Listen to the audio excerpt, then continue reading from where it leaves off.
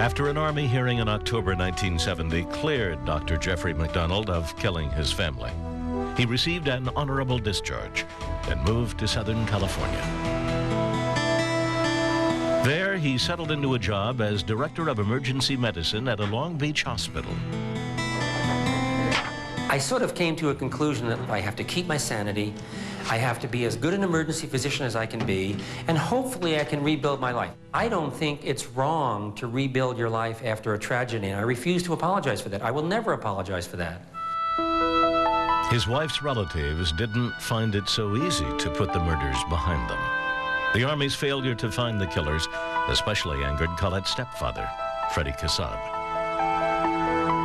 Barred from most of the Army hearing, his information had come from MacDonald, who was reluctant to speak about that night. He said it was too hard for him to talk about it, and the Army just didn't tell us anything. So we went on what we knew of the boy at the time, which was nothing but good, and we'd known him since he was 14 years old, and we proceeded from there. After the hearing, Kassab requested a copy of the court transcripts from MacDonald, but he kept finding excuses not to send it. Kassab began to believe that MacDonald did not care about finding the killers. I mean, after all, you just don't go about your life and walk away with it, seemingly uncaring and all the rest of it. I mean, they couldn't understand that. Kassab grew increasingly suspicious of MacDonald and started to record their phone conversations. On November 18th, 1970, MacDonald phoned Kassab and boasted that together with some Green Beret buddies, he had tracked down and killed one of the hippie attackers. Did you get what I meant before? Yeah, I got what you meant. All right. I didn't say anything. I got what you meant. But that's for real. Yeah, good. Yeah, good. I don't know. Didn't really change anything. And what I did was, in retrospect, it's really crazy.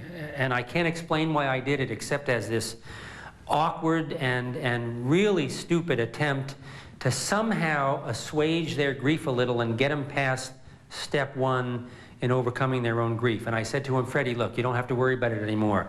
We got one of them. And he sounded overjoyed. In fact, Kassab didn't believe this story. He began to think that if MacDonald could lie about this, then maybe he was also lying about the terrible night when his family was killed. Finally, on Christmas Eve, 1970, MacDonald let Kassab have his copy of the Army hearing transcript. Kassab studied it meticulously and was disturbed by the contradictions he found in his son-in-law's story. Army investigators allowed Freddy Kassab to go back to the apartment on Castle Drive. It had been sealed since the night of the murders. What he found was chilling. There seemed to be no evidence of any outside assailants. Drug addicts running crazy in that house, killing. Don't leave one single clue in the house. The hall closet, which was open, was full of drugs. There is not a drug addict in the world that's going to pass up hypodermic needles and syringes and walk out of a house. There was nothing stolen out of that house. Most disturbing was the evidence from the site where Jeffrey MacDonald said he struggled with the attackers. His blood and fibers from his pajamas had been found on all three victims, but none were found in the living room.